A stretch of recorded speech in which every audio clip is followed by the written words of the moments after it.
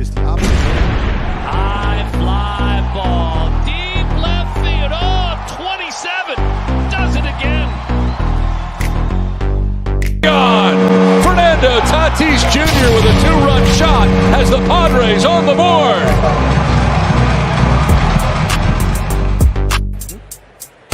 Ball and 2 strikes to Shohei here. Oh, Got it. Got it. 33. Oh, wow. Where did that one go? That's his 11th home run. Driven out to deep center field. Going back. Springer. Turning. Looking. See ya. Oh, what a shot by Judge. The Yankees lead 1-0.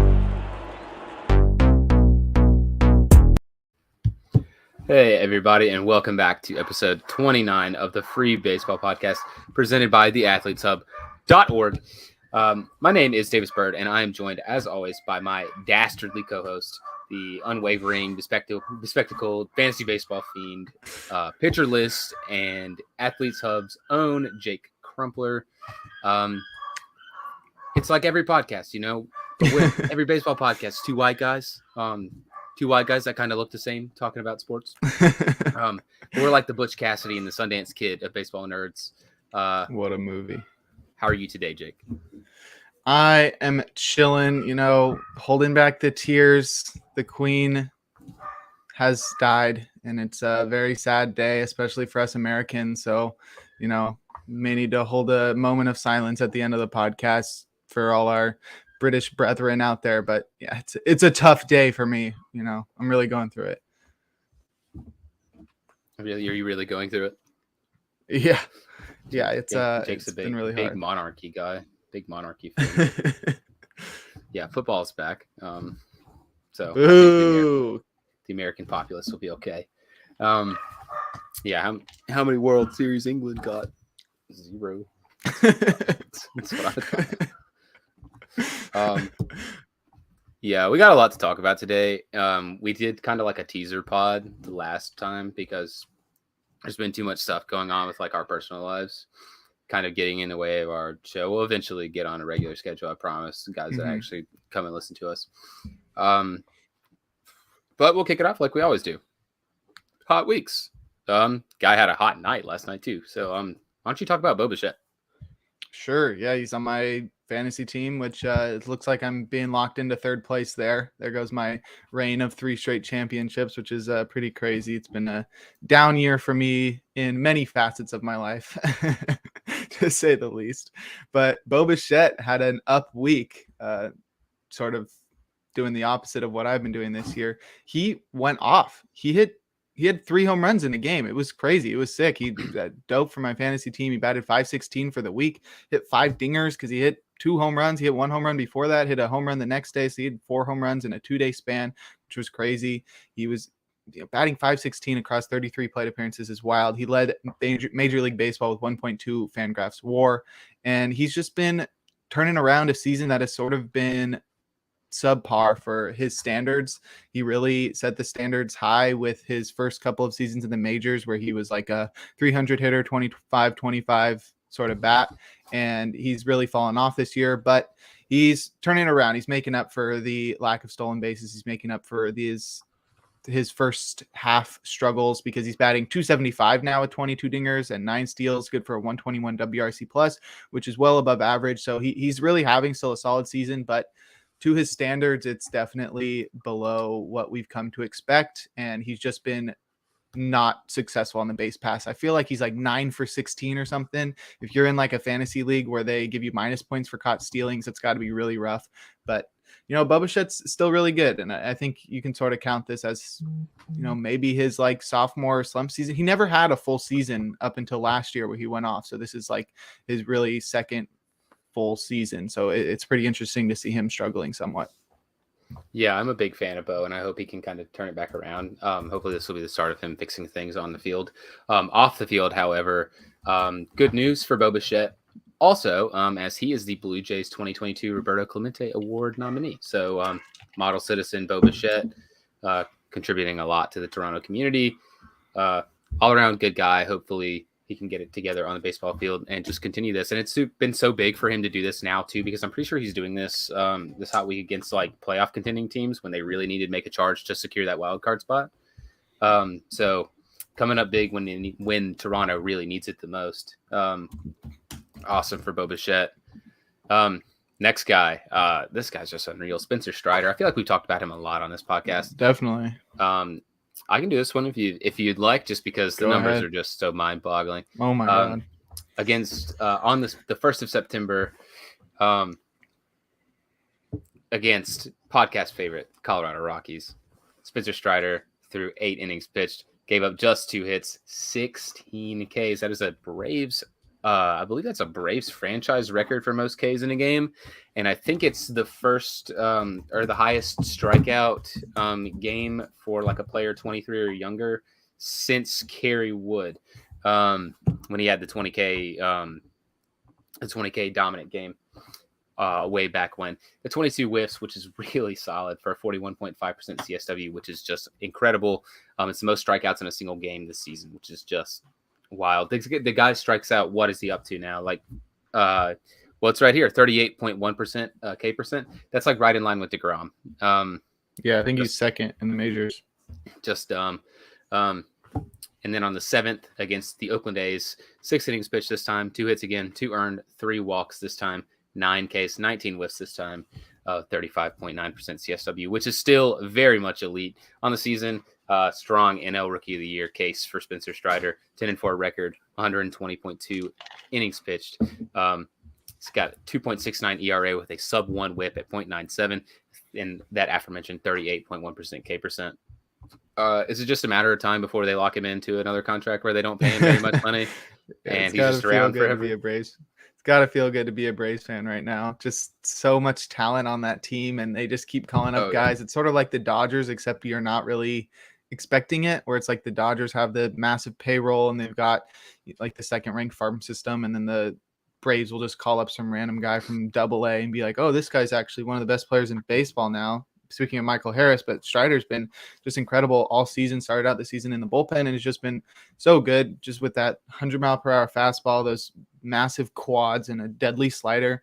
But yeah, to go off that 16 strikeout game, you mentioned that it was some of the most strikeouts rookie in a single season since Kerry Wood. Or excuse me. It's a different stat. There is actually a he has 4 starts with at least 10 strikeouts and 1 or fewer runs allowed this season. So this is another thing that goes along with Kerry Wood. So he has 4 starts with at least 10 strikeouts, 1 or fewer runs allowed. That is the most by a rookie in a single season since Kerry Wood had 4 in 1998. And Spencer Strider still has a lot of time left to add on to that. And an additional thing that I found was really interesting. Rookie pitchers. Where is it? I had it. Rookie pitchers with 4.5 F4 or more since 2000. The list is Spencer Strider, and who else? Who do you think it is? Only Spencer Strider. There's one more guy. Jose Fernandez. Yu Darvish.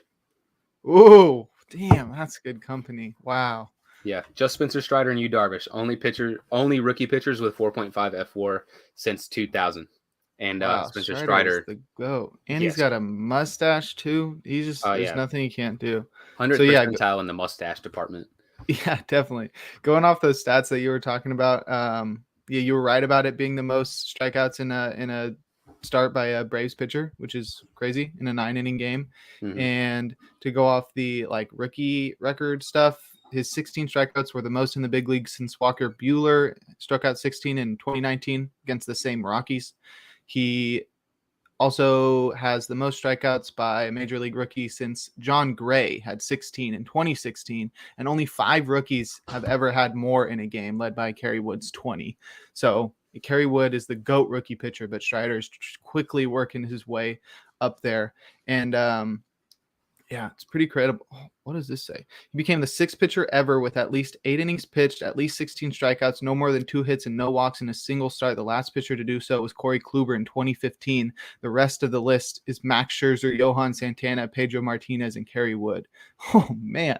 Wow. That's incredible. And the 16 strikeouts were the most in a single game this season, obviously, because it was the most since Buehler in 2019. So just an incredible start by Strider. I know we've talked about him a lot, but I felt like, when you have an outing like this, you sort of have to put him on there. We've seen a few guys go for 14 strikeouts, but Strider really just one-upped everybody there. Just an incredible performance. Poor Rockies, just really down in the dumpster franchise. But Strider's really incredible. I don't know how the Braves keep doing this, but they're looking like they're going to be one of the powerhouses of the league. And this is something that's not in the rundown or anything, but I'd love to talk about the Mets blowing the lead that they had in the NL East, because the Braves have just been so hot and the Mets have sort of cooled down a little bit from their first half surge. Who do you think is going to win the division? Well, I think the Braves are going to win the division. And I honestly, it's so fun to point fingers and laugh at the Mets because they're the Mets. And when they really, it's not an adjective, or it's not like a verb, for a reason. It's not, to Mets, something is not a thing for no reason. But the Braves honestly deserve all the credit. They're on I think it's on a 116 pace, that they've been on. They're just a buzzsaw right now. I don't understand what's going on with them. I mean, they're obviously a great baseball team, but it feels like they can't lose. So yeah, right now they're on the pace they're on is crazy. They've it's not 116, it's 113, which is still ridiculous. But since July 1st, they've gone 42-18. It's just tough to beat that. The Mets in that time span, they're 40-22. So that's for a full season pace. The Mets would have won 104 games and the Braves would have won 113. It's hard to be they collapsed for me when they're both just really good at not losing baseball games. Mm-hmm. Yeah, I was more just pointing out that they've cooled down a little bit and the Braves have just took off. But the Mets are the 8th team, according to Sarah Langs. The Mets are the 8th team since divisions began in 1969. Nice, very nice year.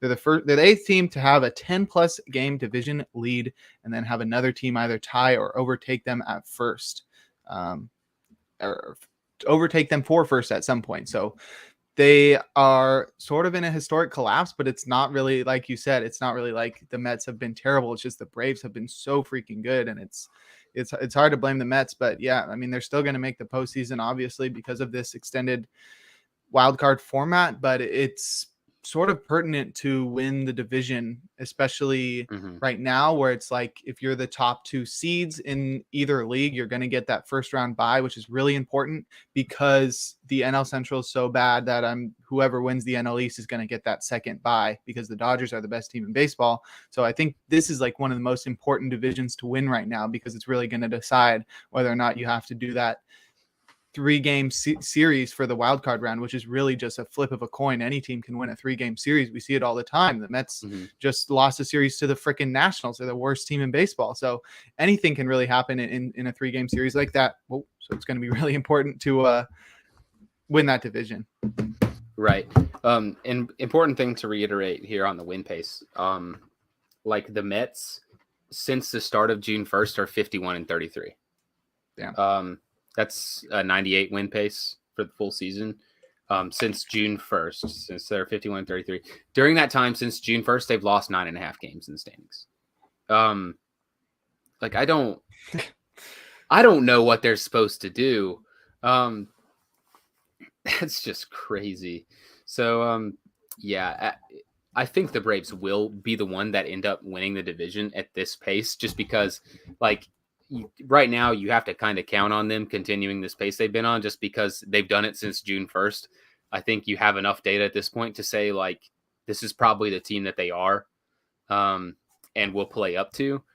If the Mets just continue to trudge along, and they're not even doing bad is the thing. They're just not doing as good as they have been. The Braves are just going to win it. And that's just because they're an excellent baseball team. But yeah, three-game series in the playoffs. I mean, you see that all the time. You're wearing the Cubs hat. The Cubs, during the shortened season, they lost a playoff series to the Marlins. 3 games. They lost to the Marlins, who snuck in with like a bunch of nobodies and won. I think they scored. I want to say they scored 4 runs and they beat the Cubs. Yeah, it's anything can happen in those series. Just crazy. So moving on off of our hot weeks, we'll do a little trade deadline thing since we kind of missed the trade deadline. And I know you're, who cares about the trade deadline now? This is kind of like a where are they now segment. So like the big pieces from the trade returns, like how are the big pieces doing now compared to how were they doing with their former team? A little bit about their returns, if some big leaguer or some minor leaguers have made the big league since then. It's a fun little catch-up period. So I will hand the reins over to you, Jake, and you can get us started with Christian Vasquez. Yeah, so we're going to be covering mostly the guys that were traded on deadline day, because if you want to go see our thoughts on everything that occurred the day before, we were live the day before on the 1st. The 2nd was deadline day, but we were live on the 1st. So we talked about all of those trades. So I figured Davis and I tried to brainstorm a way to fit that 2nd day of the deadline into the podcast. And this is the best way we could do so that we could still talk about all these trades, because it's sort of like, it's part of like the continuous story of baseball. Like if we're talking about like a book, like we're doing a book meeting or something, and it's just like we just missed a whole chapter and weren't able to talk about it, like we got to go back and talk about that chapter. So that's sort of where we're at right now. It's like there's 2 chapters to the deadline. We talked about the first chapter a month ago, and now we're back to talk about the 2nd chapter while we were talking about other things in between. But no worries, we'll talk about Christian Vasquez. That was a weird trade because they were facing each other. The Astros and the Red Sox were facing each other that day. So he literally just like walked across the field. Pretty sure like a reporter told him. It was all a very weird process for him. And I know he's like a guy that really enjoyed his time in Boston. So I'm sure that was hard to deal with. And it's somewhat shown up in the numbers. He's been a guy who's been pretty serviceable as an offensive catcher for Boston over the last few years. And he showed that in the first half of this season, batting .282 with 8 dingers and a 111 WRC plus. So that was pretty solid, above average numbers. And that's not even just for a catcher. I wonder if you can see like WRC plus for position. So it's like adjusted for position. That would be pretty interesting. I don't even know if that's a stat. I think I just invented a stat. Either way, with Houston, in just 64 plate appearances, he's not playing every day. They still putting Martin Maldonado out there all the time for some reason. He's been batting .267, but it comes with an equal .267 slugging percentage, meaning he hasn't had a single extra base hit. So obviously no dingers, and he's got a 71 WRC plus. Really underwhelming. Not quite sure why they got him. I mean, they didn't give up too much. Emmanuel Valdez and Wilyer Abreu. I'm going to pull up the Red Sox top 30 prospects because those guys are now in their system, but I'm pretty sure they are not on there anywhere. Valdez and Abreu. Valdez is now the 19th ranked Boston prospect, and Abreu is the 24th ranked Boston prospect. So that they're not like super high prospects, but they're both 23 years old. So they sort of need to start performing. But I don't know, pretty good job by the Red Sox, I guess, to do that. But yeah, then they just went out and traded for a catcher right after that. I thought it was funny. I was talking to a guy who's a Red Sox fan who writes for Athletes Hub, and he was just like, I was just like, wait, why are the Red Sox trading for Reese McGuire? He was just like, we need a catcher. I was like, you just had one like an hour ago. You traded him away. And then they're just like, oh, we'd rather get this guy that has parking lot. I don't know how to say it. He did some things in a parking lot that can get you in jail. Just Google it. Just Google Reese McGuire parking lot. Yeah. Don't watch any videos about it though. Yeah, don't do that. It might be graphic, but yeah, it's an interesting trade for both sides. Yeah, I didn't get it. And then this next trade too, I didn't really understand either. But surprise, surprise, it's another Red Sox trade. And this next one is Tommy Pham to the Red Sox, because like the Red Sox traded away Vasquez and then they bought on Tommy Pham from the Reds. Like the Red Sox are going to miss the playoffs. The return, to be fair, isn't like anything. It's a player to be named later, which I don't think has been announced yet. Cash considerations. That guy's really good. Pull up the picture, Jake. Pull up the picture of cash considerations. Pretty sure that guy's really good. Yeah. Pham though has been good in Boston. To be fair, I mean he's hitting 115 WRC plus 17 RBI. Just 2 dingers though, which is kind of not great. But like why? I don't get it. And like it's crazier because you look at the guys they traded away, like Hunter Renfroe. They traded that guy and they got Pham. It's like why? Why would you even let Hunter Renfroe go in the first place? Mm-hmm. That Hunter Renfroe trade is just one of the worst trades of all time because they DFA'd Awful. Bradley and now he's on the Blue Jays. Mm-hmm. Yeah, it's really what a stupid trade.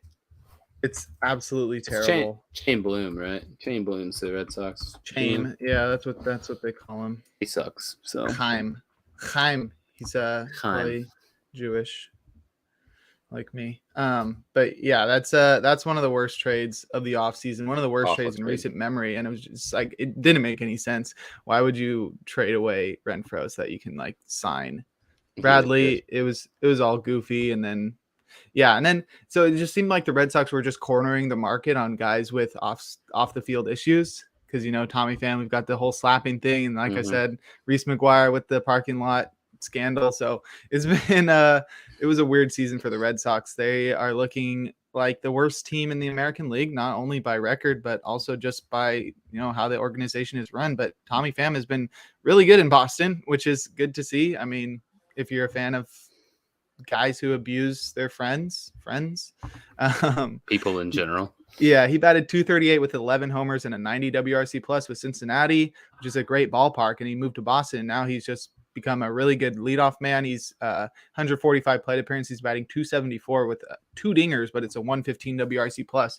So he's improved that by 25%. Pretty interesting to see him improving. It's probably has to do with the environment there. He probably wasn't trying as hard, or maybe he wasn't as motivated playing in on a losing franchise like the Reds. And now he's in Boston where he can really have something to play for. But it's just like you think that because the Red Sox are so much better than the Reds because the Reds are just that bad, but the Red Sox are in last place.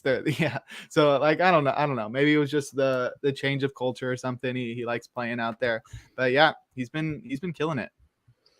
Yeah, so congratulations to fantasy football. Yeah, I mean, fantasy football is about to start up again. That's probably why he's playing so good. Got all the testosterone flowing today. Again.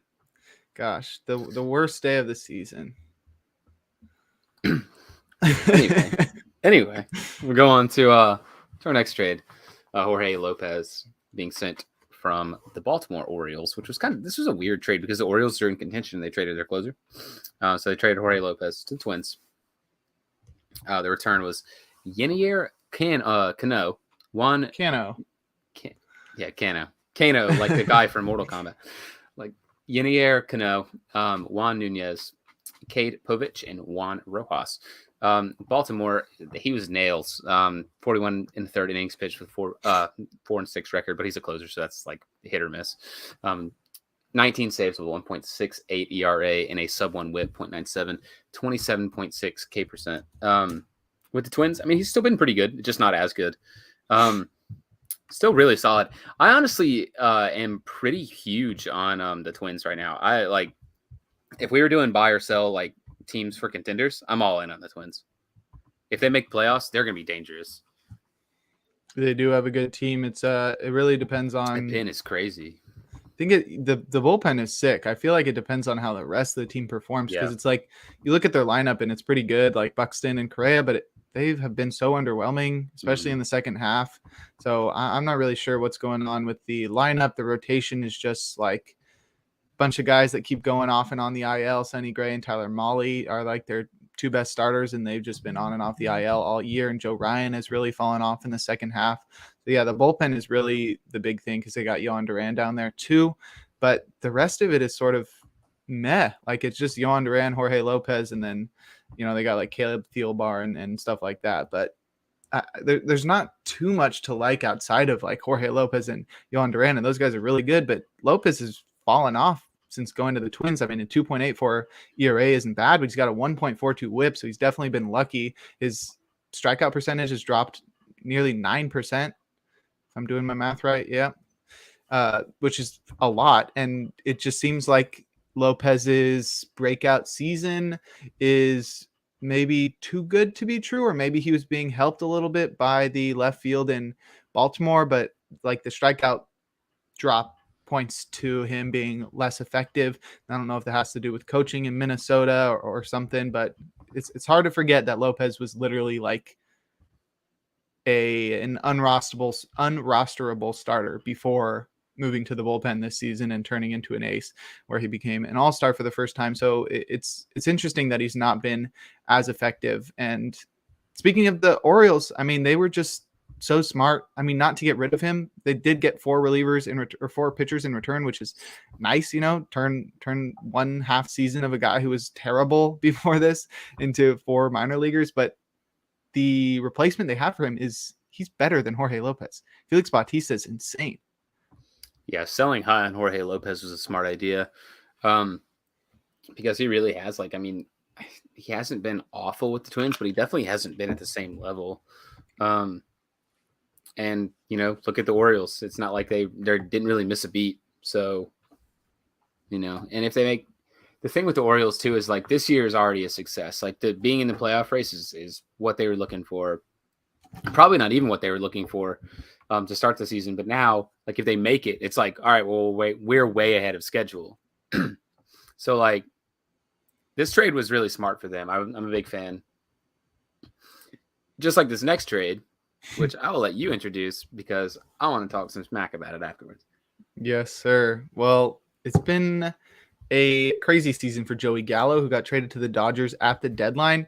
And it's been crazy because he really struggled in New York. He struggled last year after being traded from the Rangers, and now he's been he was just as bad in New York. He batted 159 across 273 plate appearances. He made up for it by walking and hitting 12 home runs, and that came out to an 83 WRC plus, which isn't absolutely horrible. I'm sure there's guys on the team that have a worse WRC plus than that, but if you talk to a Yankees fan, Joey Gallo is probably the worst player in baseball to them, which is not the case. And the Dodgers have shown that he still has some life in his bat. The average is still low, but he bumped it up nearly 50 points to 203 in his time with LA across 75 plate appearances. He's already hit 4 home runs in that time, and he's bumped his WRC plus pretty high. It's 50 points higher, or that I can't do math. 40 points higher with the Dodgers, 123 WRC plus. Pretty incredible. But yeah, the Yankees didn't really get anything in return. And yeah, it's been interesting. It's hard not to root for Joey Gallo if you're outside of New York, because just from the things that you heard, I mean, it's hard to side with Gallo saying like, oh, he shouldn't be booed or whatever by fans because he was actually really terrible. But that, like, I don't know, it feels terrible to hear that he was so uncomfortable living in New York that he wasn't comfortable leaving his apartment and that kind of stuff. And I'm glad that he got out of there. Of course, I'm sort of upset that he landed with the Dodgers. That makes another guy that I liked going to the Dodgers, and now I have to hate him and root for him to do terribly. But I want to hear an unbiased baseball fan's opinion. Oh, I'm absolutely not the guy you're looking for because I'm a huge Joey Gallo fan. Joey Gallo is like what new baseball is to me. Like he's the representative of like the launch angle era, which I think is very interesting. But Joey Gallo, if you don't know, has cursed the New York Yankees. The Yankees just can't win anymore because they don't have Joey Gallo. And I personally am just enjoying it every second of every day. Treated Joey Gallo like absolute garbage. And congratulations, your offense is bottom 5 now. What do you call this skit? Like, I think that's just hilarious because it's definitely not completely stemming from Joey Gallo. It's just not like that. But seeing him leave and seeing him flourish, like he's a good baseball player. Like everyone knew he probably should have been with the Yankees versus like his time in New York. I'm just like, I'm soaking it in. It just feels so good. But yeah, Gallo's a big talent. Of course, he's an impending free agent, but at the same time, he's a big power guy, sits in the corner outfield, plays everything. He still offers you Gold Glove defense, even if he isn't hitting.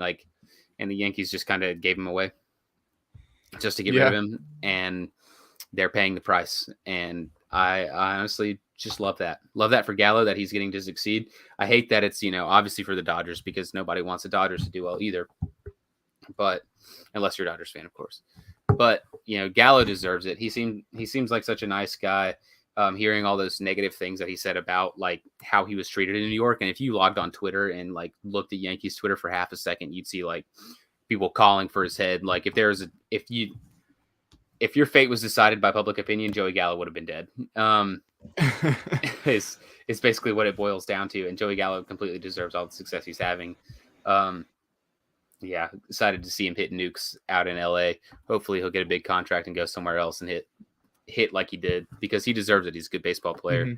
Mm-hmm. The Yankees You mentioned the curse of Gallo. I don't have the exact stats on it, but I remember like right after it happened, it was like the Yankees lost like 10 straight games or something. Like they could not win a game and the Dodgers were winning everything. And then people started pointing out the Yankees record when Gallo was in the lineup versus when he wasn't. And the Yankees were like winning all their games when Gallo was in the lineup. So it's like, it's obviously not him. This is a team game, but I mean, a lot of people like to point out record and stuff and be like, oh, why should Mike Trout win MVP? Why should Shohei Ohtani win MVP? Their team sucks, right? Well, Joey, based off the way Joey Gallo has been playing, he should be the MVP of both the National League and the American League, because he's been so incredible from a team performance perspective. And that's all that really matters, isn't it?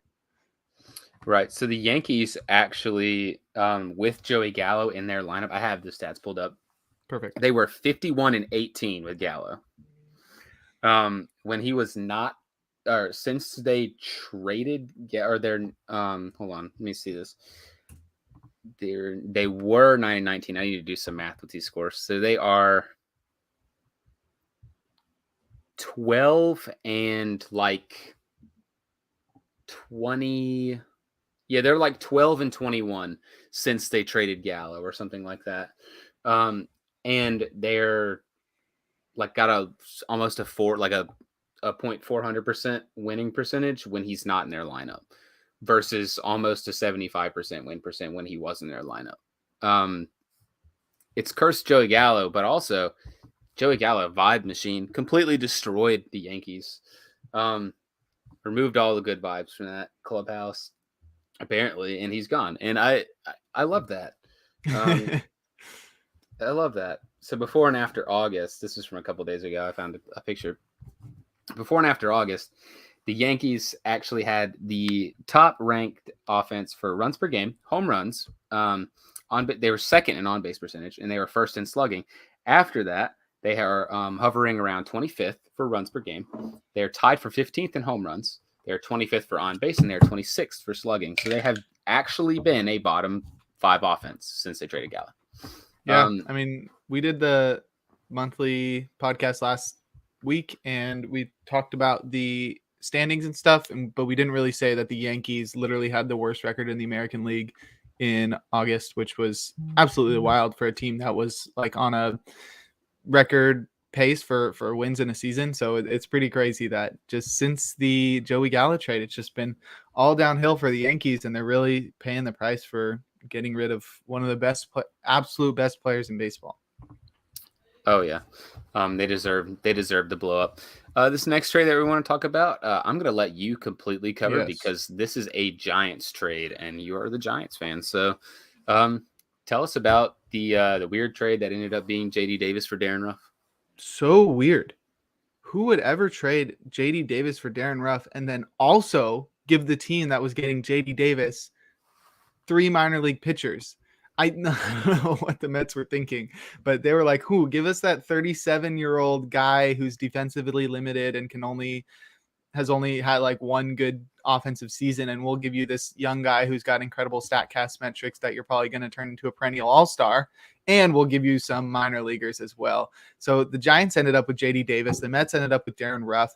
The Mets obviously wanted like a left-handed platoon guy to DH alongside Daniel Vogelbach, and that hasn't really turned out well. Ruff batted .216 with a 103 WRC plus and 11 dingers with the Giants, and in 48 plate appearances with the Mets, meaning he hasn't really played at all, he's batted 163 with a 27 WRC plus, no home runs. It's really been absolutely terrible for him, and I don't know what they expected. Obviously, the Giants are getting the most out of him because they know how to use him. So it's not like he's going to go to New York and become like something even better. So I don't know why they would do that and then give up a guy who's younger, who has more years of control, and then also give some minor leaguers away. It's like a MLB The Show trade where like you're trading like a guy who's got like B potential, but he's like 37, but he's like an 81 overall or something. And you're getting like a bunch of these like random like C potential minor leaguers, as well as like JD Davis, who's like a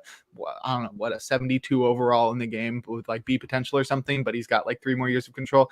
Anybody that plays franchise mode on the show knows exactly what I'm talking about. Yeah. So it's like, yeah, that's like one of those trades where you just do with the computer and you're like, perfect. Like, this is exactly what I'm looking. This guy's about a free agent. So I do not get it because it doesn't make sense. The Giants also got Thomas Sapuki, Carson Seymour, and Nick Zwack. Just some incredible names there. But JD Davis, who I don't know if there's anybody that thought when they saw this trade that the Giants wouldn't turn JD Davis into an all-star. It hasn't quite happened yet, but he has been so much better in San Francisco than he was in New York. He had a 101 WRC plus in New York, hit 4 dingers with a 238 average, which is fine.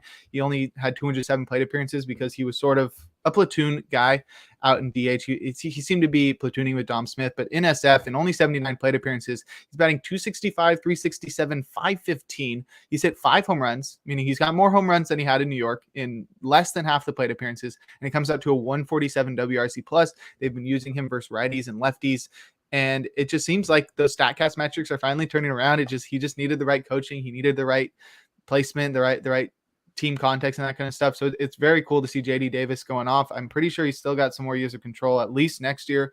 I'm going to double check right now, but I think he has 2 years of control. This is his 4th, I believe. Yeah. So he's a free agent in 2025. So he's still got next year and the year after that. So they'll have him for 2.5 years, just about. And I think he's going to be so good next year. And I don't know what convince the Mets to do this trade. Like even just Darren Ruff for JD Davis straight up, weird. So weird. And then also, we'll throw in some minor league prospects as well. So yeah, goofy trade by the Mets, and the results are showing that it was such a weird trade. Oh yeah, I saw this and I was like, what? Like that doesn't make any sense. No.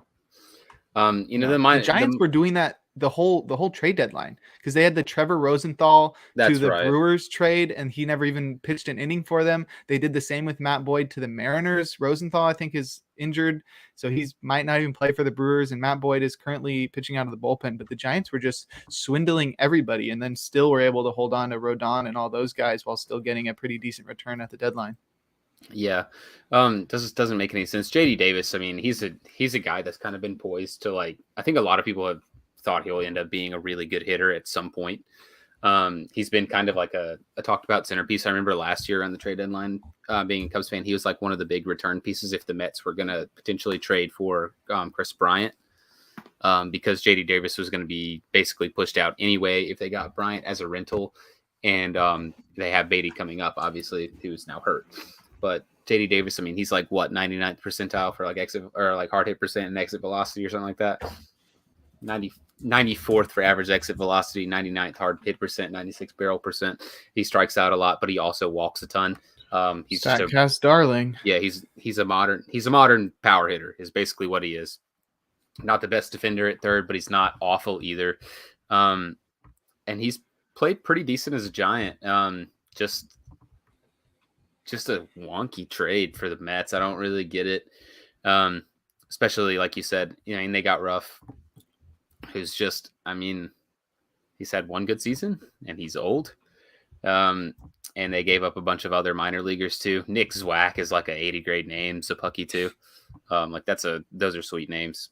So, all the best. Hopefully JD Davis can figure it out and start hitting. He's got the exit velocities and the power. It's just like the launch angle. He doesn't elevate the ball very much. Once he figures that out, and the Giants are probably the perfect team to do that. Once he starts to elevate the ball, he's just going to be a 30 home run a year guy, like at least, kind of like probably an Eugenio Suarez mold almost. But yeah, I like to trade for the Giants. Hate to trade for the Mets. Super weird. Ruff's been terrible for the Mets, so. And he wasn't very good for the Giants before that either. So Don't know what they were thinking. On to the next trade. This one was like a head scratcher for me too, and it was Brandon Marsh to the Phillies. I just didn't get this. For who? Is it Logan O'Hoppe? No, I mean, which side did you not understand? Yeah, so I didn't get it for the Angels. Why would they trade? Why'd they trade Brandon Marsh? Yeah, I mean, you can say that they have like an outfield logjam with Adele and Trout, but yeah, and Ward as well. But yeah, Marsh is super young. Marsh is 24. 24. He's not a free agent until 2028, so he's still got tons of control. But yeah, his bat wasn't coming along. I guess, they thought, we'll rather have this top prospect catching guy in Logan O'Hoppe. Instead, he's now their number one prospect. He's a 22-year-old catcher who's been very good in the minors this season in sort of a breakout season. He's batting .276 with 24 home runs across in Double-A for both teams combined. It's a pretty interesting season for him, but yeah, it's definitely a weird trade. You rarely see guys this young on a team that, needs all the talent it can get being traded away 1-for-1 for a prospect that has not really proven himself outside of some of the lower levels of the minors. Yeah, I just thought it was weird. Like, I guess that maybe they did kind of quit on Marsh for Adele and Ward, but like at the same time, I didn't get it. I mean, he's been one of their top prospects for a while. They're kind of been in and out with Adele. Like, is he going to be at the big league club? Is he going to stick in the minors? Like, give him more time or what? Because they had him up to start the year and he was awful and they sent him down. And he just couldn't play. I don't know. This is a weird trade. Maybe they look all right. He's kind of still struggled mightily with Philly. Terrible with the bat, bro. Yeah, he can't hit. He strikes out 35% of the time. It's been 36% this year in both the Angels and Phillies organizations, and it's WRC plus below 80 at both of those stops as well. And he has been walking 3% of the time with the Phillies, 3%. Which is, he's been dealing with injuries too, so he's missed a lot of time. But I think the Phillies obviously wanted him for his glove mostly because they are just a bat first team. They got Castellanos and Schwarber out there in the corners, so they sort of need somebody that can cover some ground, and that's Marsh. But the bat is just, it's like he's got holes in his bat or something. He's swinging some Swiss cheese. Yeah, he has really struggled. Next trade, also a Phillies trade, and this is David Robertson going from the Cubs to the Phillies, and he's kind of just steadied the ship. Been a little bit luckier with the Cubs. He was really good to start the year, 3-0 record, 40 1/3 innings pitched, got 14 saves to the tune of a 2.23 ERA and a 1.04 WHIP, 30.9% K percent. And then so far with Philly, he's got a 1-2 record, notching the 2 losses. Got 14 1/3 innings pitched, 4 saves this time, 2.51 ERA and a 1.33 WHIP, which is not so great. In a 30 flat K percent, which is interesting. The return for this one was Ben Brown, who has actually cracked the top 10 for the Chicago Cubs. He's the 7th ranked prospect in the Cubs system. This was like one of the locked in trades of the deadline. I mean, the Cubs were just selling all their relievers because it was obvious from the start of the year they had no plans to compete. So load up on relievers, get them out of the door. Yeah, it's a pretty good return for a guy who's got half a year of control left and is like 38 years old. Get a 22-year-old pitcher with the 3.41 ERA at a Double-A right now. He's pitching for the Cubs, so pretty good return. But yeah, David Robertson was guaranteed to be traded away, and he has been pretty solid in Philly. He wasn't the closer right away, though. They were sticking with Seranthony Dominguez, but then Dominguez hit the IL, and he should be returning shortly. But Robertson has taken over, and I mean, that's pretty good. When you got a guy who's returning from Tommy John surgery, that backup plan and Robertson was probably a good idea, probably something they had been considering for a while, knowing that Dominguez is somebody that's going to need his innings limited or, may face some struggles in his first full season back. But it's going to be interesting to see what the team can do in the playoffs. They should be pretty much locked into that third wild card spot, should they not? I don't know. I think the Padres kind of fell off, didn't they? Yeah, so I think the Padres are now. I can't do any math. Why doesn't this bring up the freaking wild card standings? Now I've got to look at it on my phone. Wild card. The Phillies are probably or should still be continuing. Phillies are with tied for the Padres. second wild card spot with the Padres, and the Brewers are behind them for the third. No. Okay, I can't do math. My brain's not working. Phillies and Padres have the second and third spots, but they have the same record. So the Brewers are on the outside looking in. Okay, good for them. Brewers deserve nothing. That's crazy though. Oh yeah, that's what you get for trading Josh Hader. Brewers blew up. Yeah, Ben Brown. He has not been part of the big call ups. He's still in Double-A, which actually was taken in the same draft as Logan O'Hoppe, which I think is very funny because they got rid of both of those guys. Guy's really big. He can throw hard, but doesn't throw super hard. I think he tops out at like 98. He's like 6'6". He's like a Manoa build. But yeah, hopefully he'll end up being good for the Cubs for my personal gain. On to the next trade. This is Tyler Mahle to the Twins. And, this was a weird trade. We talked a little bit about the Twins already.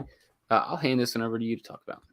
Sure. I love this trade somewhat because the Reds needed to trade Mahle. They got some good guys in return. The Twins needed a starter, and they got one. It's unfortunate, though, that Mahle's on the IL right now. He's been off and on throughout the whole year on both teams, so it's pretty disappointing for him. He was a guy who always struggled at home, so everybody was hoping to see him get out of town, but he's literally got nearly an identical ERA, 0.01 off at 4.41 with Minnesota, 4.40 with the Reds in a lot more innings, but his strikeout rate has fallen, but so has the whip. It's a weird mixture, and I'm pretty sure he's only had 3 starts with the Twins since the deadline.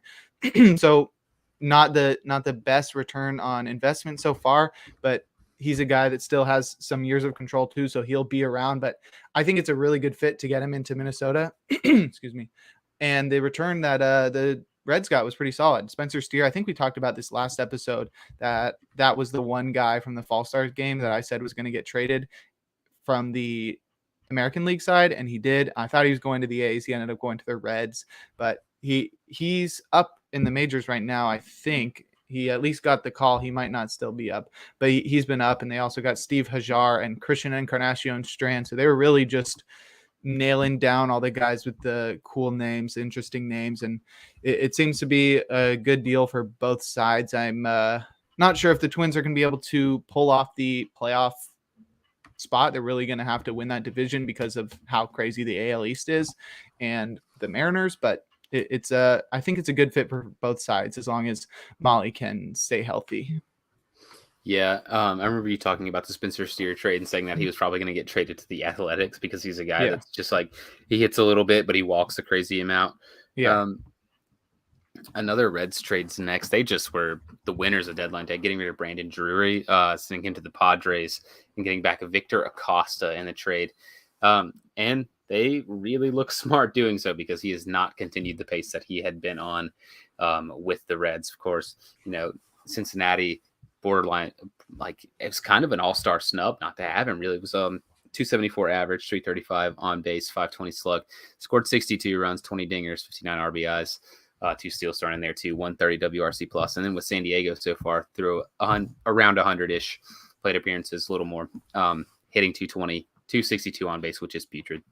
410 slug, 15 runs this time, 5 dingers still, which is okay, but nothing like the power surge that he had. 20 RBI, 89 WRC plus, which is of course 11 points below league average. Reds finally maybe not a dumb franchise. They making good were trades. Killing all their trades because don't forget the Luis Castillo's trade where they got Noelvi Marte and Edwin Arroyo and a bunch of other guys. They were just killing the return on all their trades. Very solid. It sucks that they, sold off all their guys in the offseason and decided to go into a rebuild after like 1 year of being competitive. But I mean, that's baseball for you right now. So definitely cool to see them actually making some good trades. Acosta's an 18-year-old shortstop, so he's their 15th ranked prospect right now. So it'll be interesting to see if he turns into anything. But obviously Drury had to go, and to get like any sort of value out of him was really solid because he had not been really too great throughout his whole career, especially in recent seasons. And he's a free agent after this season. So to sell high on him after an all-star caliber first half was definitely the way to go. And it seems like he was just a product of Great American Small Park, because he just was incredible at home. I think I have the splits pulled up. This is going to include San Diego, but even with his time in San Diego, which doesn't have the best home park, he's still got a 132 WRC plus at home versus a 105 WRC plus away. So he's definitely a guy who was doing a lot better in Cincinnati. So at the home ballpark, which is super conducive to offensive success. And it's sort of expected that he would fall off, but maybe not as much as he has done so far. But the Padres are sort of looking like they're doing their same collapse that they had last year, and it would be pretty wild if they miss the playoff once again, especially after the Tatis news. It's been a very unfortunate last couple of seasons for the Padres. Oh yeah. I don't know. I think Preller's sometimes a little bit too quick to jump the gun on some of these trades. And I understand trying to help out like your baseball team to get them to win, but like, I don't know, it feels like he's been burned on several trades now, because Hader looks like a colossal bust. Oh my Lord. He just can't pitch anymore. Brandon Drury hasn't been as good. Like, it's just been tough. AJ Preller's going through it in San Diego. Even Juan Soto's gotten worse. His WRC plus is 21% lower than it was in Washington. Right. Yeah. Poor Preller. Oh yeah. Poor guy. Millionaire. Poor guy. Poor guy. His team sucks. That's the Dave Roberts meme, right? Poor Dave Roberts. His team sucks. Yeah. Awesome. On to the next trade, and this one I think is one of the worst returns that a team could have got. It's Noah Syndergaard to the Phillies. Syndergaard, solid. Return, not good. Yeah, Noah Syndergaard went to the Phillies for former first overall pick Mickey Moniak and outfielder Yadiel Sanchez. Syndergaard with the Angels had a 5 wins, 8 losses record. He pitched 80 innings. I'll eventually get this. 3.83 ERA, 1.21 WHIP, and 18.9% K percent. With the Phillies, he has struggled mightily though at Citizens Bank. 3-1 record though. 35 innings pitched, 4.63 ERA, which is not good, and a 1.43 WHIP, which is also not good. 14.1% K percent. Syndergaard just like, I don't know. He's one of those guys that like throws hard and then just gets barreled anyway. No, he doesn't throw hard. Does he not throw hard? Bro, he throws 93.7 on his sinker.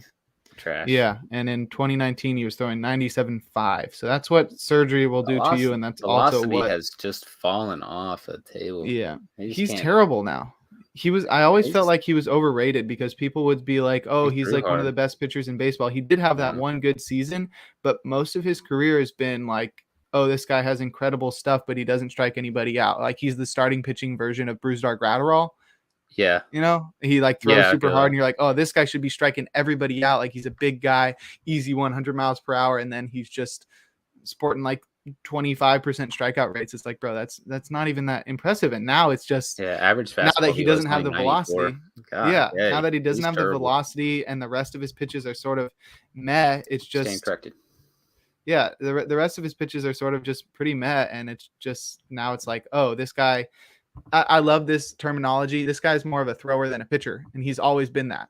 Where he's just like, I'm gonna go up there and throw some stuff over the play. I'm not like pitching. I'm not hitting the corners. I'm not hitting my spots and like doing like crazy stuff with my pitch usage and stuff. And it shows now, because he's just not striking anybody out. He just sort of goes out there and throws some balls at some guys and hopes for the best. And a 14.1% strikeout rate in Philly is just absolutely terrible. That's like, it's like Richard Blyer levels. Like, what's this guy? What's he trying to do out there? He's just letting everybody get on base. And it's I didn't think it was the best trade for either side. I mean, the Phillies needed some pitchers, and they like these guys that are pretty mediocre, Kyle Gibson, stuff like that, where they're just like, oh, this is just a guy. No Syndergaard. I mean, it's hard to think of him that way, but he's become just a guy. And yeah, that return is just pretty weird. Yadiel Sanchez is the 30th ranked prospect in a thin Angels organization, and Mickey Moniak, I've always thought he's had great potential, and he seemed to be figuring something out in spring training. Do you remember that, when he was like looking like he was going to be the starting center fielder, thanks to Kevin Long, who's the hitting coach in Philadelphia, but now he's in LA. So maybe that's why they traded Brandon Marsh. They're like, bro, what do you mean? We got the number 1 pick. They're just like, oh, Angels. Actually, that was like 7 years ago. Yeah, he just hasn't really turned into anything. It seems like a middling trade for both sides, although like Syndergaard is more of a win now kind of thing, even though like he's just kind of a mid pitcher. His FIP looks a lot better than his ERA does. 3.71 FIP is pretty decent. But man, like I don't know, Moniak just hasn't really done anything in the league. Yadiel Sanchez is like you said, the Angels farm system is barren. It's got not much of anything in it at all, like outside of like the top, maybe not even the top 5, probably like the top 3. And Syndergaard, like you said, I really like that phrase. That's a cool phrase. More of a thrower than a pitcher. And looking at his StatCast metrics, like he's just not good. Vertical movement on his sinkers, just like average for everything or below average. Doesn't throw hard anymore. So I stand corrected. Not a big Syndergaard watcher. Thor throwing meatballs over the plate now for Philly. But yeah, wonky trade. Another wonky trade this time. The wonkiest, I feel like, maybe of them all. Yeah. Jordan Montgomery for Harrison Bader. Yeah. God, what are the Yankees doing? I didn't really know. A lot of people have speculated that maybe they were hoping they had like another trade on the books, like they were going to get rid of Montgomery, get Bader back, and then bring in like Pablo Lopez or something like that. And then the trade fell through, but they had already done the trade with the Cardinals, so they didn't get the return they wanted because they don't have the rotation depth that would necessitate a trade like this. And Jormont has always been very serviceable for the Yankees, so it's definitely a weird trade, especially because Bader's been injured the whole time.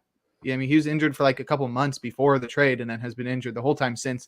He's been out for like 3 months or so and hasn't contributed anything, while Jordan Montgomery has gone to St. Louis and become one of the best pitchers in baseball. He's 5-0. I don't know if that's 5 starts or not. 5-0, 43.1 innings pitched, a 1.45 ERA, a 0.90 whip, and a 23% strikeout rate, which is better than his strikeout rate in New York, where he had a 3.69 ERA and a 1.10 whip in 114 innings. So definitely he has 5 wins in St. Louis. He had 3 in New York across 4 months compared to 1. So it's a pretty disaster trade. It's like you have to figure they had something else on the table and it fell through after the trade had already gone through.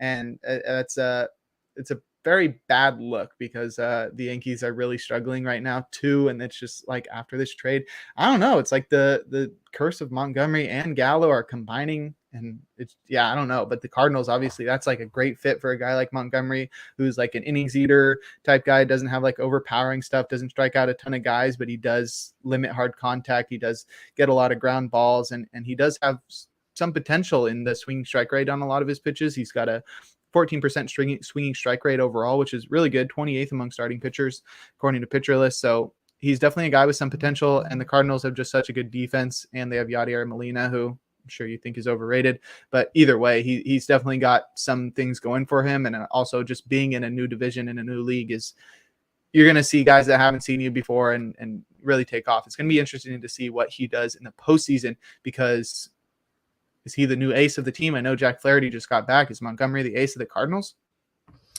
I think on current form, I think you have to call him that. And the Yankees, like, they just haven't gotten a return back from this because Bader's been pretty much hurt since they got him, right? Hasn't even played. He hadn't even played. I mean, he was good with the Cardinals before he played, but he's not even going to So they came out with this a couple days ago. He's not even going to start his rehab assignment until September 13th. So, like, He'll be back for the playoffs. They'll have that defense at least. yeah, and they'll have a defensive center fielder that has kind of proven in the league that he's not much of a hitter. Like, he's not. No. He's not 93 WRC plus in the first couple of months of the season. Yeah. His best WRC plus he's ever posted was in 2020, and that's the short season. He had a 114. So he's not a hitter. Everyone knows what you have Bader for. It's the speed and it's the defense. Great defense. Really good defense. He's got great defense, but like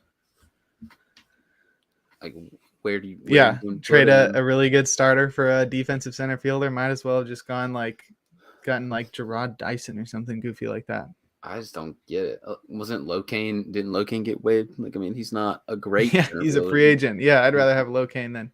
Yeah, at least he can freaking play. At least he can hit a little bit and isn't. At least he's not injured. Yeah, exactly. I don't know. What a wonky trade. I remember Jameson Taillon was also really torn up about this trade. Like, he kind of was like, I don't know why. Like, it sucks. Like, complaining and apparently Jormont's like wife is like a doctor or something, and she just got a thing at Mount Zion or whatever the hospital's called in New York. So she's got like a residency in New York, and now he just got traded to St. Louis. Like, she got a residency for like 4 years. That sucks. I know. Yeah. So Yanks totally botching the trade deadline is what it looks like. Yeah, for real. Another trade. This time, also kind of looks like a botch job. Whit Merrifield to the Blue Jays. God, he's been awful with the Jays. This whole season has been the worst year of his career. Not the Whit Merrifield of old anymore. No. I am afraid. Run down Whit Merrifield's terrible. Not the Whit Merrifield of old, but the old Whit Merrifield. He's 33 years old now. He must just be getting slow. But I was pretty excited about this trade because I was too. A guy going from a bad team to a good team, having a down season, maybe he'll turn it around in the new thing. But it looks like that he was right. He really shouldn't have gotten that vax because it's really messed up his career. But it's he batted only 240 with 6 stingers and 15 steals for an 80 WRC plus in Kansas City, and somehow has been worse in Toronto, which I thought he was going to be like a perfect fit, can play all over the field, a guy who can lead off for the team, play infield, outfield with some speed. But in 69 plate appearances, nice 188 average, just 1 home run, 1 steal, and a 39 WRC plus is just absolutely terrible. I would love for Whit to turn it around, despite our maybe disagreements on political issues, but I mean, this is a freaking baseball podcast. It doesn't matter.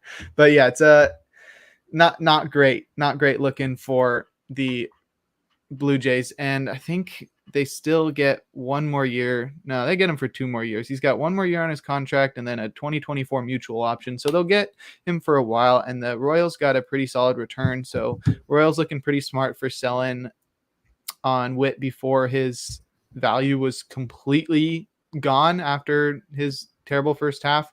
But let's see, where did these prospects end up? Samad Taylor and Max Castillo was the return. Max Castillo is not a prospect anymore. I guess he is 16th ranked prospect, but he was he's been up and down in the majors, not currently for the Royals, but he was with the Blue Jays. And he seems pretty all right. He's 23 years old, so that's a pretty good return for a 33-year-old. And then I have no idea. Samad Taylor, 28th overall Royals prospect. So not the craziest return, but I don't know why the Royals didn't trade him a couple of years ago. Remember like how crazy everybody was about like trading for him? Like that just reminds me of like him to an extension. Yeah, it reminds me of like Josh Harrison. Do you remember like how big of a trade prospect he was when he was with the Pirates and he had that like all-star season and everybody was just like, he's going to get traded to this team, that team. The Pirates are terrible. Like they could get so much. And then they just waited for him to be terrible and then just like waived him or whatever. Like he just DFA'd. And it's just, I don't know why teams do that. Like you've got this guy at like the height of his trade value. And then you're just like, whoa, I don't know. Maybe he's actually really good. Matt Boyd, similar guy where he was just probably could have just Boyd netted. was like never actually good. He was never, but like he had that first half with Detroit a few years ago where it seemed like, oh, this is a budding ace and they could have gotten so much in return for him. And then they just held on to him. And then he just ends up being DFA'd, lands with the Giants, and who gets a return out of him because they know to trade a guy when he needs to be traded. But yeah, a lot of teams be doing this where they have a guy that's at the height of his powers. And then they're just like, you know what? I don't want to trade this guy. We would get too much in return. We wouldn't be able to handle it. Yeah. On to this next trade. I want to talk about Final trade. This is just the best. Raisel Iglesias was traded to the Atlanta Braves, and the trade return was Jesse Chavez. I think they're both relievers. Jesse Chavez and Tucker Davidson. Tucker Davidson's a starter. Oh, is he? He hasn't pitched much this season, I don't believe. Yeah, it's Tucker Davidson and Jesse Chavez. Great part about this, Jesse Chavez got waived and is now back with the Braves. So they basically only got love Tucker those Davidson. deals. I love those. Yeah, Jesse Chavez is nails with the Braves too. I don't know. It's just like when he puts on Cubs jersey or Braves jersey, it's like DeGrom, Prime DeGrom, Sandy Koufax, whatever you want to call him. Pedro. Yeah, just stupid good. Raisel, pretty middling season, 2-6 overall record, 35 2/3 innings pitched. Got 16 saves, which is okay. 4.04 ERA and a 1.07 WHIP. 32.9% K percent is pretty good. And then in Atlanta, he's not the closer. Kenley Jansen's still the closer, for better or for worse if you're a Braves fan. 14 2/3 innings pitched. He's got one save though. Sub 1 ERA, 0.61 ERA, sub 1 WHIP, 0.75 WHIP, 29.6% K percent. Back to prime Raisel right here. Highway robbery, I think, by the Braves. So definitely their bullpen is crazy. We were talking about the Twins bullpen. The Braves bullpen is absolutely wild. Just gas. Yeah, just absolutely insane. I don't know how they got this. It's super weird for the Angels to have made this trade in the first place because they just signed Raisel this past offseason, and he is signed through 2025. So he still has 3 more years on his contract. And after just half a season, they were just like, actually, you know what? Never mind. And the Angels are always looking for more pitching. So it's definitely super weird that they would get rid of a guy who was so successful for them last season and has been pretty solid for them this season. And the Braves just capitalized. And now when Kenley's a free agent next year, then they can just hold on to Raisel, and he's going to be the closer for the next few years after that. And it's just, the Braves just don't stop winning. They just, and anything, they just are going to end up on top. It's like, I don't even know who to compare them to. It's like they're doing their own thing, and it's really like they're successful in everything that they do. Yeah. Tucker Davidson also has just been getting blown up since he's been with the Angels too. I think he had a start the other day where he gave up 7 runs. Nice. Yeah, pretty good. Yeah, let's see his game log here on Fangraphs.com. Yeah, 7 runs. He has been miserable with the Angels so far, just getting blown up. Got a game where he gave up what did they say? 6 runs, 7 runs, couple mixed in there, pretty good. 2 runs, and 1 earned. But he's got those 2 games where he gave up 7. He gave up 6, which I think is very funny if you actually go and look at it. He gave up against Seattle. He gave up 6 hits, 6 runs, and 6 earned. And then against the Astros, he gave up 7 hits, 7 runs, and 7 earned. Sucks to be an Angels fan, to be honest. Sucks to be a baseball fan because everybody wants the Angels to be good. Yeah. I don't know if I want the Angels to be good. I want the players on the Angels to be good. Like, I would love, if they go somewhere else and succeed, more power to them. I don't actually want the Angels franchise to succeed. I want them to not waste the generational talents that they continuously waste. Oh, it's too late for that. I know it is, but I hope they don't. That there was reports Art Moreno was going to like sell the team, and like that would be dope because he is probably one of the like worst owners in baseball. And it's not like that he doesn't spend money. It's just like he everything he does is wrong. It's like, I hope he sells the team. I hope he does too. Yep. Yeah. what a dumpster fire franchise. Fired Joe. Super Fired Joe interesting Madden for this. trade deadline, though. Joe Madden didn't die for this, Angels fans. Joe Madden didn't die for this. Joe Madden's hair didn't die for it. Yeah, super interesting trade deadline. Bunch of wonky trades. What's Jesse Chavez doing with the Braves? I gotta find out. I'm glad we finally were able to cover everything a freaking month yeah. after it happened, more than a month after it happened. So yeah, we're really killing it in the podcast industry right now. Yeah, we're hopefully gonna get back on. I mean, we've been consistent for 2 weeks. Fire, let's go. But yeah, hopefully we can become more consistent and be on top of everything for the last couple of weeks of the season and going into the off season as well. I have some ideas of stuff to talk about. I mean, the end of the season is always fun because it's just like you got to do recaps and that kind of stuff, awards, things like that. Absolutely. Jesse Chavez was like really good outside of like 2 games where he kind of got blown up, and that's it. Dope. The boy.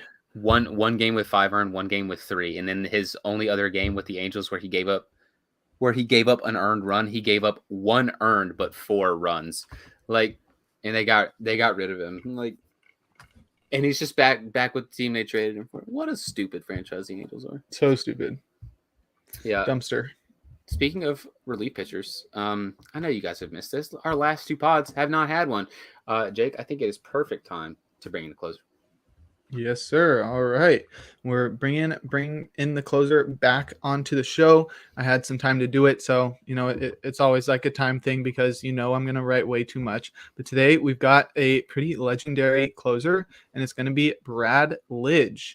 The man was pretty great across an 11-year career from 2002 to 2012 with the Astros, Phillies, and Nationals. He was drafted by my Giants in the 42nd round of the 95 draft, but he didn't sign because he was then drafted 3 years later by the Astros in the first round, 17th overall.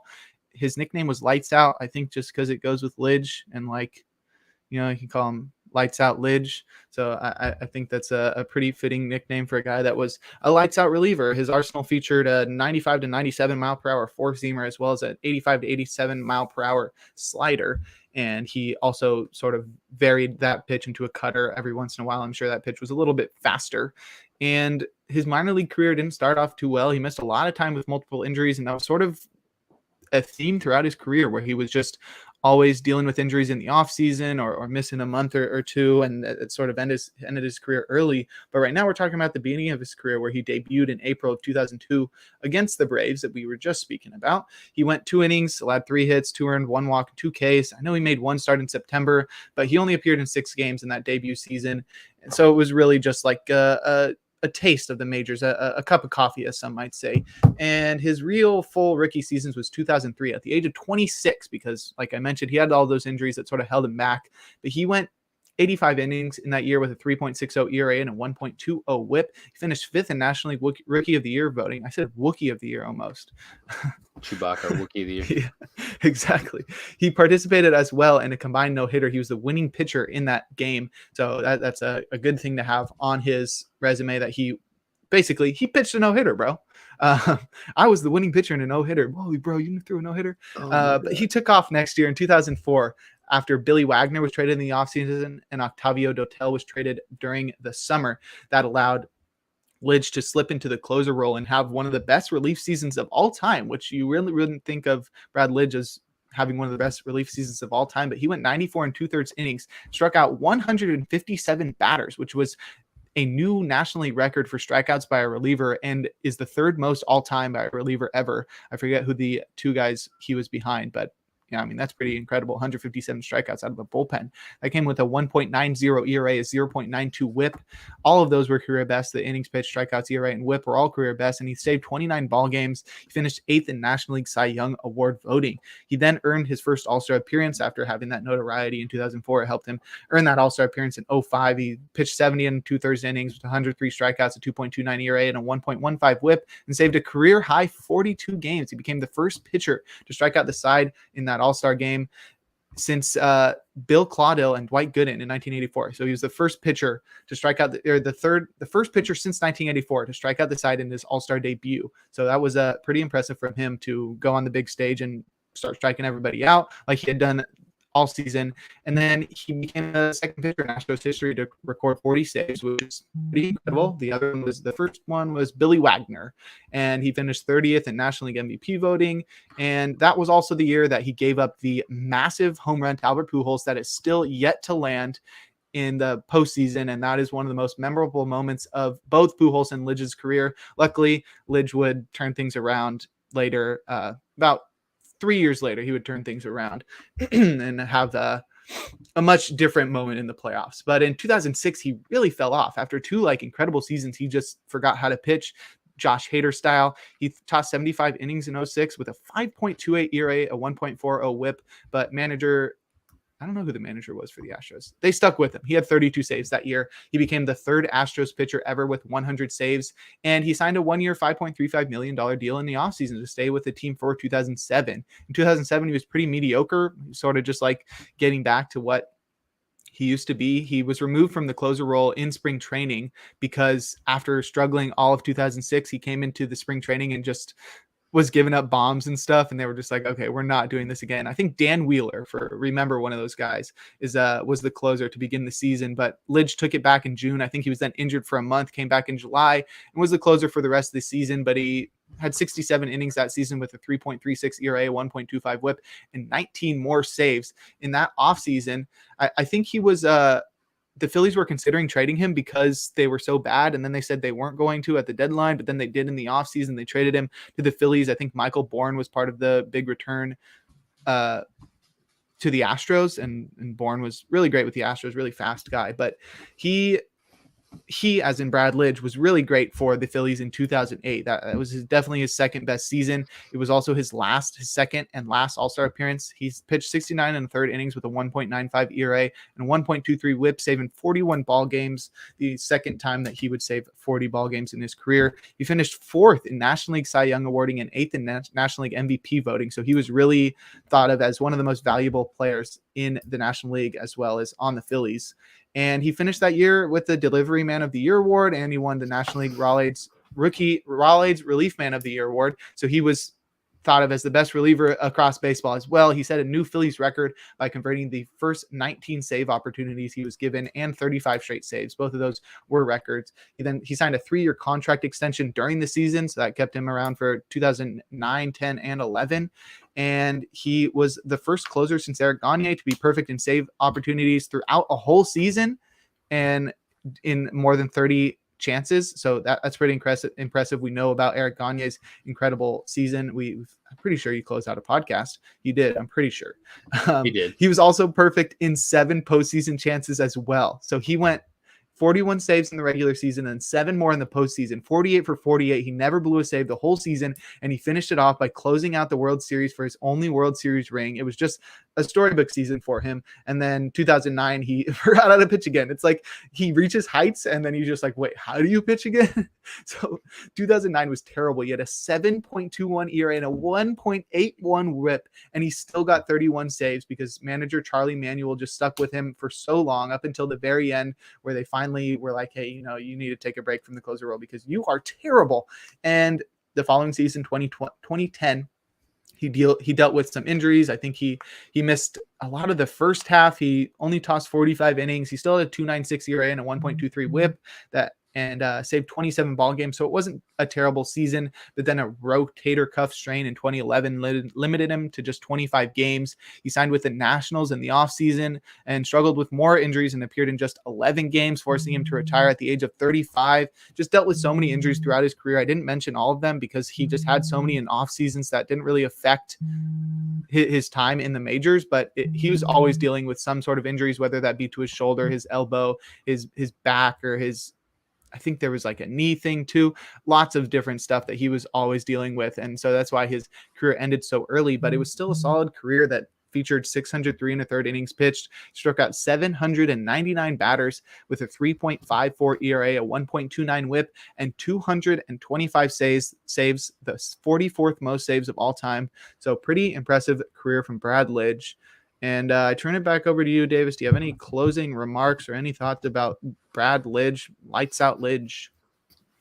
No, I do always. I am a self-admitted the Phillies are one of like my other teams that I watch all the time.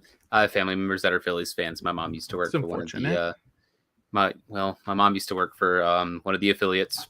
So I got Phillies connections. So when the Phillies won the World Series, it kind of meant a lot to me too. So yeah, Brad Lidge is an important part of my baseball fandom for closing that series out. So there's glare on this, but this is Chase Utley. I love Chase Utley. He's probably my favorite Philly ever. Terrible guy on the Dodgers. That's for sure. Yeah, look, Phillies Chase Utley, go. Dodgers Chase Utley, could do without. But I love Chase Utley. It's an important part of my baseball fandom. So thank you, Brad Lidge, for existing to close out our podcast. Like I said, at the start of the show, my name is Davis Bird. You can see me on Twitter complain about sports at DVS Bird. I will probably start complaining about sports starting tonight because the NFL season starts. I know it's a baseball podcast, so boo football, but yeah, there it is. Check out Jake Crumpler, man. He's so good. Read all of his stuff on pitcherlist.com as well as the athleteshub.org and baseball HQ is baseballhq.com. Awesome. So check out baseballhq.com. Check out Jake Crumpler. And where can they find you on Twitter, Jake? Yeah, they can find me at Jake Crumpler. I haven't been too active across the last month plus. Still trying to figure things out in my life. I know Davis has been going through a lot too. He's a freaking teacher now. So give him a shout out on Twitter and say, Davis, you're such an amazing teacher. I'm glad you're teaching America's youth to learn that baseball is the best sport. I hope that's what your class is all about. Yeah, it is. I just been going through moving into my mom's house. As we can see by the background, I'm still working on figuring out how to make it all cool and stuff. But yeah, it's been a process of like getting back into writing articles for the Athletes Hub and posting a lot on Twitter, but I'm sure I'll get back into it. This offseason is going to be lit. That's for sure. I'll definitely get back into the swing of things. But if you're, craving my content, like Davis said, it's all on Pitcher List and stuff. I'm always retweeting that. And I've got a podcast there too in the podcast here. So like there's still been content this whole time. It's just not been as crazy as it was for the first 4 months, but I'm not burdened by any of that because, I have job on the side and stuff too, but baseball is my passion. I want to spend as much time doing it as possible, but maybe I've just been playing a little bit too much Pokemon Go recently. Is that still a thing? It's still a thing. My brother was playing it, and then I was just like, all right, I guess I'm doing that too. I'm a big Pokemon guy. If you can't see, these stacks of cards are just like Pokemon cards. They just have countless numbers. I've probably got like $10,000 worth of Pokemon cards. It's insane. This is a baseball podcast. Nerds, baseball, nerd podcast. Yeah, here. Okay. Now I'm not a nerd. Where's my glasses? I'll go find them. I'll wear my glasses next podcast. Okay, cool. And I won't wear mine, and then I can't read. Make sure you join us again next time for the 30th episode of Free Baseball. Ooh, big 3-0. Big 3-0. It'll probably be one of these days. We're going to try to eventually get back on a regular schedule. We've just had a lot going on. We'll eventually get it sorted out. If you need to find updates on us to watch us, you should follow the Athletes Hub on Twitter at the Athletes Hub, where you can read all of Jake's stuff when he posts, all of the rest of our NFL content. If you're a big, a big fantasy sports fan, especially, make sure you follow that because there's a lot of cool stuff coming out about football. If you like soccer, like I do, I love soccer. I have great guys on there too. Make a lot of soccer content. Just everything sports. Follow the Athletes Hub, and you can get updates about us. Follow us on our social media, especially on Twitter. That's the one where I'm the most active. I'm sure that's the one where you're the most active too. I'm most active on OnlyFans. Check out Jake's OnlyFans at Jake Crumpler. So that's all we got for today. So check back in with us next time, whenever that may be. That's all we got. Peace.